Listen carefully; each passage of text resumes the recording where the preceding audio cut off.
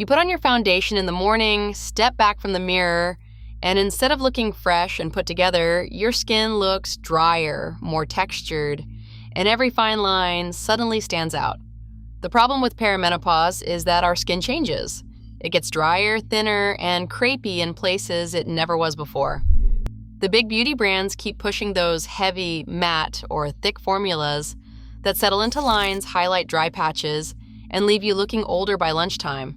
In this video, I tested 9 of the most popular foundations women our age keep buying. Most of them made things worse, but 2 actually delivered the smooth, natural finish we want. And one in particular works with our changing skin instead of fighting it. So let's get into it, starting with the ones I wish I'd never spent money on.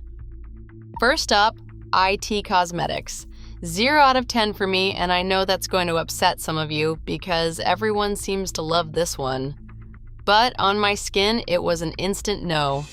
It highlighted every bit of dryness and made my pores look like craters. I genuinely looked worse with it on than with nothing at all. If your skin has any dry patches around the cheeks or forehead, this one will find them and put them on display. Such a letdown given all the hype. But the next one might actually be worse because this is a foundation I used to swear by. MAC Studio Fix, 2 out of 10. That matte finish is just too strong for mature skin. It settled into my fine lines almost immediately, and within an hour it made my skin look drier and more textured than it actually is. Matte sounds great in theory, but on skin that's lived a little, it reads as flat and aged. This is the kind of formula that just sits on top instead of melting in. I wanted to love it for old time's sake, but it wasn't kind to my face at all. Now this next one isn't going to make you angry, it's going to make you ask a different question entirely. Bobbi Brown, 5 out of 10. Here's the thing about Bobbi Brown. It didn't make me look worse, it also didn't make me look better. I put it on, looked in the mirror, and genuinely couldn't tell whether I was wearing foundation or not. And normally that would be a compliment, your skin but better, right? But I had the exact same result from a $12 bottle of L'Oreal sitting in my bathroom. So what exactly am I paying the extra $40 for? The packaging? When you're standing at a department store counter handing over real money, I can't tell the difference is the worst review I can give. But at least Bobbi Brown didn't actively make things worse. I can't say the same for this next one. Dior, 3 out of 10. It feels too heavy on the skin, settles right into the fine lines around my eyes and mouth, and somehow makes my skin look more textured and tired instead of smoothing it out. For the price tag, I expected this gorgeous luminous base, and instead I got something that aged me by mid-morning. I would say save your money and avoid this one. And honestly, at this point, I was starting to wonder if any of these were going to work. 4 foundations in, 4 disappointments, and I still had 5 more sitting on the counter. Okay, quick pause. 4 foundations tested, 4 let me down, and I spent over $200 on those 4 bottles alone. If you've got any of these sitting in your bathroom right now collecting dust, comment which one it is. I want to see how many of us wasted money on the same ones. And subscribe because tomorrow's video is the one I'm most excited about this month. Okay, let's keep going. Estée Lauder Double Wear earns a genuine 8 out of 10 from me. The quality and the formula really are lovely. No complaints on how it wears or how it looks. The only thing holding it back is that it's pretty heavy. This is not your run to the grocery store everyday foundation, but for a wedding, a dinner, a day you need your makeup to truly last from morning till night. This is a beautiful choice. Just know going in that it's a full coverage commitment, not an easy breezy base. So I finally had one I liked, which made the next one even more frustrating. Natasha Denona, 5 out of 10. I had such high hopes for this one because Natasha Denona eyeshadows genuinely changed my makeup bag. So I assumed the foundation would be the same level. It wasn't. It sat on my skin the way a perfectly decent sweater sits in your closet.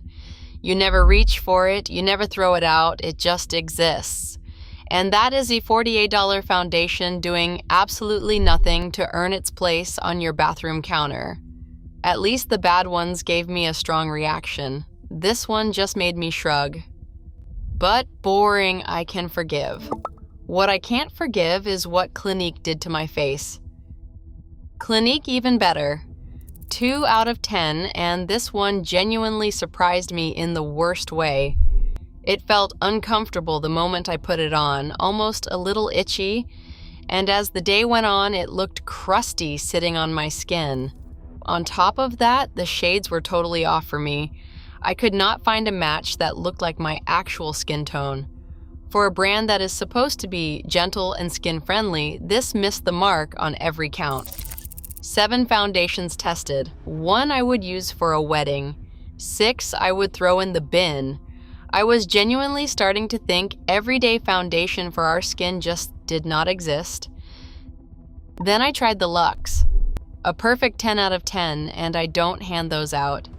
It beautifully blurs the look of wrinkles and pores because it's actually designed for mature skin, not for some 25-year-old with a poreless face. The formula is lightweight, keeps the skin looking smooth all day, and the color-changing technology automatically adapts to your skin tone, so no orange oxidizing a few hours in. You just choose between light or medium, and that's it. It works with your changing skin instead of fighting it. Your skin, but better. So many of you messaged me saying you couldn't find it in your local Ulta or Sephora yet, and it's actually cheaper on Amazon anyway, so I've put the link in the description below for you. Now, I put this one last on purpose, because after finding something that actually worked, going back to this one felt almost cruel. Laura Mercier, 0 out of 10. This was honestly such a disappointment. Instead of blurring my wrinkles the way it promises, it emphasized every single one. My skin looked dry, creased, and frankly older. It found every crepey patch and crease and settled right in. I had high hopes and they were completely dashed. This is one I would steer you well away from. So that is the full run-through. A whole counter full of expensive bottles that did the opposite of what we want, which is to simply look like ourselves again, but a little fresher and more rested. When you line them all up, the pattern is hard to miss. The heavy, matte, thick formulas were the ones that aged us, sinking into every line and clinging to every dry patch. The 2 that worked, Estée Lauder for the big occasions and Luxe for every day, were the ones that felt comfortable and looked like skin instead of a mask sitting on top. If you have spent years building a drawer of foundations that just sat there and aged you, the Luxe is the one I would hand you across the table and tell you to try first. It is the only one that gave me back that look of healthy, rested skin without the 20 minutes of buffing and praying.